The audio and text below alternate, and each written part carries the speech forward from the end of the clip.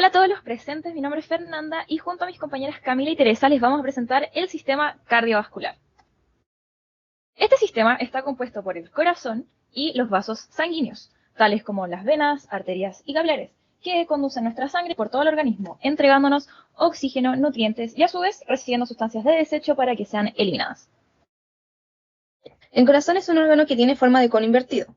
Su base se encuentra hacia la derecha posterior superior y su vértice hacia la izquierda anteroinferior. Se ubica en la cavidad torácica, que se divide en 3 compartimentos: cavidad pleural izquierda, cavidad pleural derecha y el mediastino central.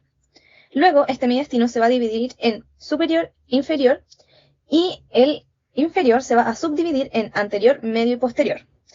Nuestro corazón se va a ubicar exactamente en el mediastino inferior en la parte media. El corazón, a su vez, se relaciona con los pulmones por medio de sus caras pulmonares, se relaciona con el esternón y las costillas torácicas por medio de su cara esternocostal y descansa sobre el diafragma gracias a su cara diafragmática. El corazón está cubierto por una membrana llamada pericardio, que se divide en una capa externa llamada pericardio fibroso y en una capa más interna llamada pericardio seroso. El pericardio fibroso es el que recubre los grandes vasos, y el pericardio seroso contiene la parte parietal, que recubre la superficie interna del pericardio fibroso, y la otra visceral, que está adherida cubriendo el corazón. Estas dos últimas generan la cavidad pericárdica. El corazón posee 4 cámaras cardíacas. En la parte superior del corazón encontramos a los atrios y en la parte inferior a los ventrículos.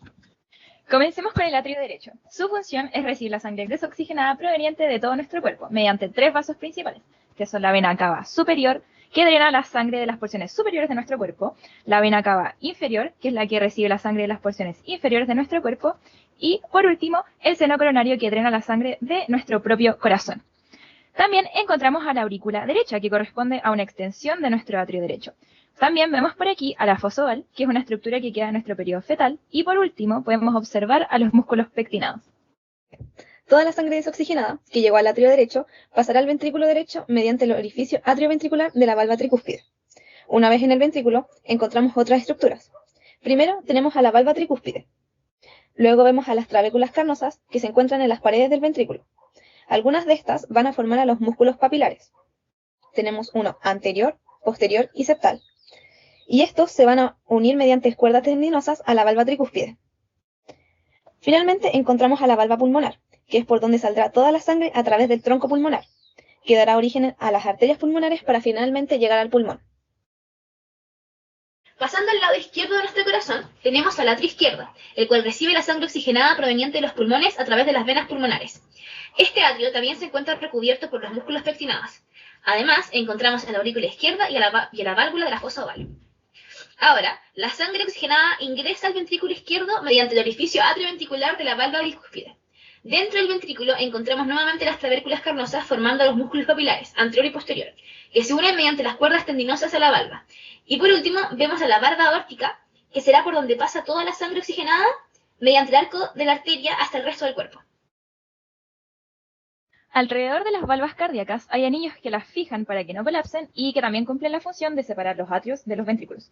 Primero, en la valva pulmonar y la aórtica encontramos a los anillos fibrosos. Y por otro lado, en la valva tricúspide y bicúspide encontramos a los anillos atrioventriculares. Aquí existen 2 correlaciones clínicas que se pueden dar en las valvas. La primera es la estenosis, que es cuando la valva no se abre por completo, y la otra es la insuficiencia, que es cuando la valva no se cierra completamente. El corazón se encuentra irrigado mediante las arterias coronarias y las venas cardíacas. Las arterias coronarias se originan desde el seno de la aorta. Estas irrigarán a los atrios y a los ventrículos. Tenemos una derecha y otra izquierda. La arteria coronaria derecha da origen a 2 ramas, la arteria marginal derecha y la arteria interventricular posterior. Por otro lado, la arteria coronaria izquierda emite 2 ramas, la arteria interventricular anterior y la arteria circunfleja. En el drenaje venoso encontramos al seno coronario, que corresponde a la vena principal del corazón. Este seno recibe el drenaje de la vena cardíaca magna, media, menor y la vena cardíaca posterior. Las venas cardíacas mínimas y anteriores drenan directamente al atrio derecho. Por último, tenemos al sistema de conducción del corazón, el cual genera y transmite los impulsos nerviosos que van a producir las contracciones del corazón. Este sistema comienza por el nodo sinoatrial, que luego mediante el tracto internodal se comunica con el nodo atrioventricular, que va a extender este impulso hacia los fascículos atrioventriculares, que luego se van a separar en derecho y en izquierdo, y cada uno de estos va a formar la red subendocárdica. Vasos sanguíneos. Son los encargados de llevar los nutrientes y oxígenos a los distintos tejidos y recoger de estos los desechos y el dióxido de carbono generado. La mayoría de los vasos sanguíneos están conformados por 3 túnicas o capas. Partiendo desde la más interna a la más externa, tenemos la túnica íntima, que es el revestimiento endotelial interno de los vasos, la túnica media, que es la capa de músculo liso intermedio, y por último a la túnica adventicia, que es la capa más externa del tejido conectivo. Aquí tenemos una correlación clínica que se llama ateroesclerosis coronaria, que se da en la capa íntima de las arterias coronarias por el depósito de lípidos. Las arterias son los vasos que conducen la sangre rica en oxígeno y nutrientes desde el corazón hacia todo el cuerpo.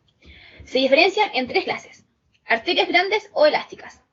Estas reciben el gasto cardíaco por lo que poseen numerosas cantidades de fibras elásticas que les permiten expandirse y estrecharse durante el ciclo cardíaco, minimizando el cambio de presión. Su función está relacionada con la conducción de la sangre hacia todo el cuerpo. Un ejemplo de esta es la arteria aorta. Arterias musculares o medianas son las que poseen fibras musculares lisas en la túnica media, lo que les permite cumplir funciones de regulación y control del flujo sanguíneo en diferentes partes del cuerpo. Por último, tenemos las arterias pequeñas y las arteriolas, que controlan el llenado de los capilares y contribuyen directamente a la presión arterial. Luego tenemos a las venas, que son las que conducen toda nuestra sangre pobre en oxígeno al corazón desde los capilares. En primer lugar, las paredes de las venas son mucho más delgadas en comparación con las arterias. En segundo lugar, las venas podemos diferenciarlas entre superficiales y profundas. Y por último, es que las venas poseen válvulas en su capa interna para poder devolver la sangre al corazón. Esto ocurre cuando el músculo esquelético se contrae y esto hace que se compriman las venas y suba la sangre. Y a medida que va subiendo la sangre, estas válvulas se van cerrando, impidiendo que la sangre se devuelva por acción de la gravedad. Ahora, hablando de los tipos de venas que existen, tenemos 3. La primera son las vénulas, que son las venas de menor tamaño y las que drenan a los capilares para juntarse con otras venas más pequeñas y así formar los plexos venosos. En segundo lugar tenemos a las venas medias. Estas son las que drenan los plexos venosos y están acompañadas a través de arterias de mediano calibre. Y por último tenemos a las venas grandes, que son las que contienen músculo liso en su túnica media, pero su capa más gruesa es la túnica externa. Y un ejemplo de estas es la vena cava superior e inferior. Circulación sistémica y pulmonar. Existen 2 tipos de circulaciones, una sistémica y otra pulmonar. La circulación sistémica o mayor brinda oxígeno a todo el cuerpo y trae el dióxido de carbono hacia el corazón. Esta circulación comienza cuando la sangre oxigenada sale del ventrículo izquierdo hacia todo el cuerpo por medio de la arteria aorta. Después de que la sangre ha suministrado oxígeno y nutrientes a las células, esta retorna oxigenada hacia el atrio derecho del corazón, por medio de la vena cava superior e inferior. La circulación pulmonar o menor moviliza la sangre desoxigenada a los pulmones para realizar el intercambio gaseoso. Comienza cuando la sangre desoxigenada sale del ventrículo derecho a través del tronco pulmonar, el cual se divide en 2 arterias pulmonares, una para cada pulmón. En los pulmones se realiza el intercambio gaseoso. Una vez que finaliza este proceso, la sangre ya oxigenada vuelve al corazón por medio de la vena pulmonar hacia el atrio izquierdo. Al pasar la sangre al ventrículo izquierdo, volveremos a la circulación sistémica. Algo importante que cabe destacar es que la circulación pulmonar, las arterias pulmonares son las que llevan la sangre desoxigenada y las venas la sangre oxigenada.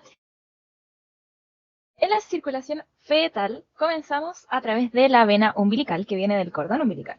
La madre le va a entregar la sangre oxigenada y los nutrientes al feto, y para poder cumplir esta función debe llegar al corazón.